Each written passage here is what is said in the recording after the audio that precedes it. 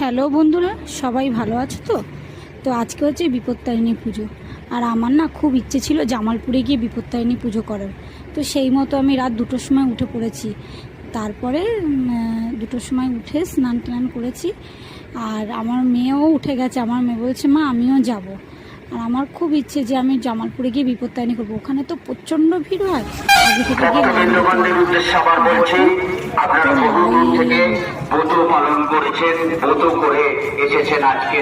প্রচণ্ড লাইন। আমরা মিনিমাম ওই 500-600 জনের পেছনে লাইনে ছিলাম। কিন্তু ওখানে একটা কাকু ছিল, ওই কাকুটার জন্য আমি আগে আগে পুজো দিতে পেরেছি। এই যে পুজো দিয়ে বেরিয়ে গেছি। আর ওখানে তো ভিডিও কিছু করা যায় না, ভিডিও ঠাকুরের মায়ের ছবি তোলা কিচ্ছু করা যায় না।